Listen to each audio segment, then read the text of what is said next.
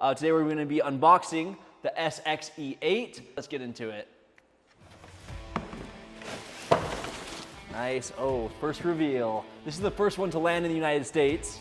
We're super excited about it. We're super grateful to RFN for getting this to us. Kickin will now be the exclusive distributor of these bikes. Okay, we're gonna get into it. We got our charger. We'll start off, open this bad boy up. Pretty big, nice charger, as you can see. Charge them real fast and efficient. Then right here, we got the box that comes with. It'll have parts and a toolkit in it. They send really nice toolkits with it. This is the best, as you can see right here. We have the front plate, and then we have the foot pegs and the bolts. And then also it does come with a really nice toolkit, which will be super useful through our video and of course when you put yours together. So let's jump into it. We're gonna start by cutting all these zip ties off, removing all the foam and plastic. Get the front wheel out of the wrappings. Super nice tires on it, super grippy. Respected both in the mountain bike world and the motocross world. Fender. Keeping all our parts that come out in the box so we don't lose them. Kind of a nice tip to know. Okay guys, we got our lower part of our handlebar clamps. It is on a threaded screw and they just go right into here. That's gonna go right in the center. We get both of those on and then we'll take our uppers and throw our bars on and slap them on. And you'll notice when it comes, there's two different sizes of bolts. One is skinny and small, one is wider. They're about the same length, if not the same length. The bigger one goes in the lower bar clamp and the smaller one, there'll be 4 of them, go into the smaller bar clamp that go on top. Make sure it goes on nice and even.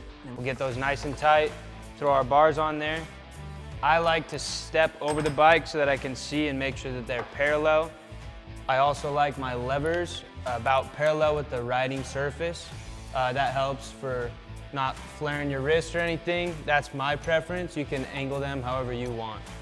So I get this nice and center. Austin's gonna come, throw those top bar clamps on. Hand tighten a little bit just to make sure that we don't strip anything out, because that's obviously worst case scenario. Now we get them on and we're gonna take the drill. We're gonna tighten them until they're not quite tight, but it's flush, and then we'll take the other sides and get them flush to the back. So I'm gonna start with the ones facing the rider. You can get a click from the drill, which is good. And I'm just gonna sit here and hold them straight, make sure that we're perfectly level and centered. I'm gonna loosen the front ones. Okay, not even all the way tight. There we go, perfect. Perfect. Now that he's got those snug, I'm gonna take my star bit and I'm gonna tighten them a little bit tighter. That way we're not using that drill and stripping those bolts out. We also just wanna make sure that it is tight enough. So always good to do a hand tighten on it. Perfect. You got the big one? All right. Okay. All right, next we're gonna get the front axle out. We're just gonna loosen it with this, or we might even be able to hand loosen it, and then we'll slide it out. So there's just a nut right here that I'm gonna loosen. Okay, before we get it up, I just pulled our triangle off. This is gonna be our bike stand. Very useful. Great, we just pulled out the front axle. It slid out left. It already has some lubricant on it, which is great. I'm gonna set it in the box. I'm gonna move the box, and we're gonna lift up the bike and go ahead and throw it on the stand. Very nice. Okay, we got the bike up on the stand. I went and grabbed my rear shock bolt from our box. All we're doing here is this rear shock. We're gonna align it with this and put the bolt through. So we're gonna give it some upward pressure. We'll have Austin hold that front. Yep, sorry. Hold it right there. Kind of awkward, but if you have 2 people, it makes it a lot easier. Okay, we just got that rear shock wheel in. Now we're gonna throw this front wheel on. An important thing about this front wheel, we have our brake disc and our caliper. It's important that they line up straight and we get that in there. And we can't forget, we have our bushings. In our box, they'll come with our 2 bushings.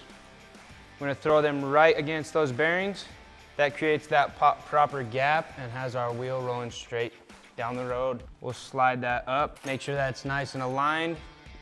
We'll grab our axle and he's gonna lube it up. Yeah. A big important step. And I'm putting it on the tip because it will slide across the rest of the axle as it goes down.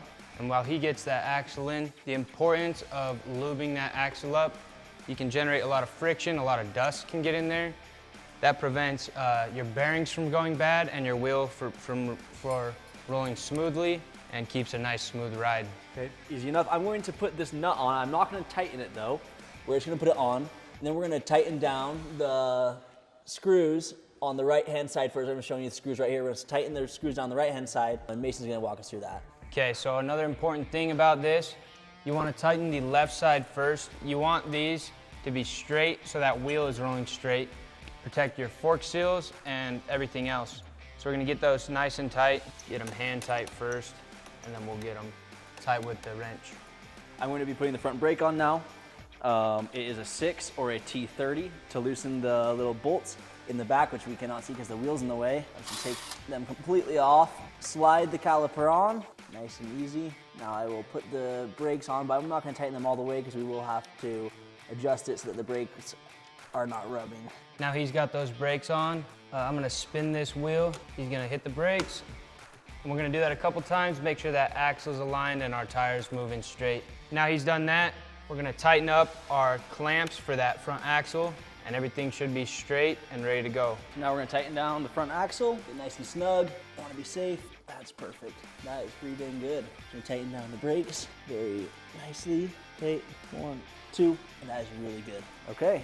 Next step, we're gonna throw on our fender.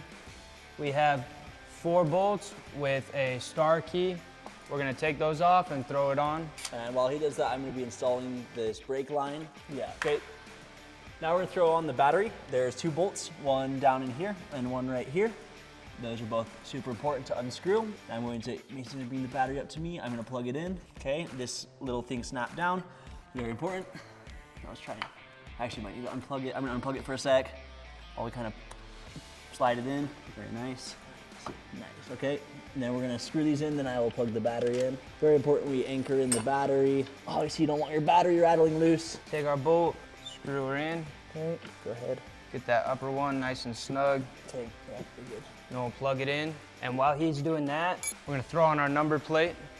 There's a small bolt on the top. We slide it into these plastic little grommets. Perfect. Take our screw, get it started. Then we get our bit. Perfect.